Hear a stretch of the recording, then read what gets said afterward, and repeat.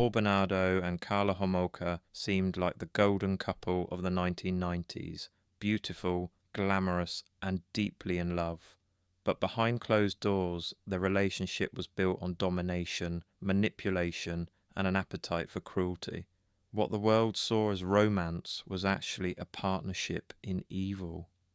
Paul Bernardo, born in 1964 in Ontario, seemed charming and intelligent, but had a dark obsession with control and humiliation. He began as a Scarborough rapist, terrorizing women near Toronto between 1987 and 1990. Police had DNA evidence, but no match, and Paul continued to live freely, smiling through life while attacking women in the shadows. When he met Carla Homolka in 1987, something clicked, a shared darkness. Carla, young and impressionable, became obsessed with pleasing him. She allowed his sadistic fantasies to take over their relationship, doing whatever it took to make him happy. That obedience turned deadly.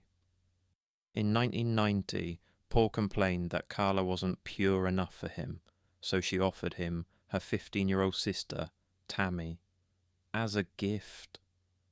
During a twisted Christmas surprise, the couple drugged Tammy with animal tranquilizers stolen from Carla's workplace. Tammy choked on her own vomit and died. The pair called it an accident, and police believed them. But their depravity didn't stop there. Over the next few years, Paul and Carla kidnapped, tortured, and killed at least 2 more young women, Leslie Mahaffey and Kristen French. They filmed their crimes on videotape, documenting every moment of torture and sexual assault. On camera, they laughed, joked, and acted as if it were all some sick game.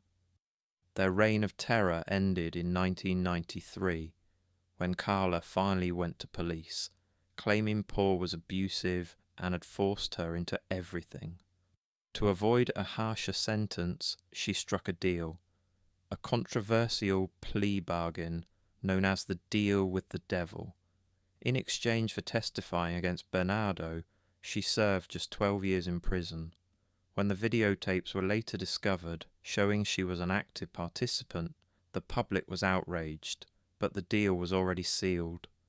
Paul Bernardo was sentenced to life in prison with no chance of parole for 25 years, later declared a dangerous offender, meaning he'll likely never be released. Carla was freed in 2005, changed her name, and tried to live a quiet life.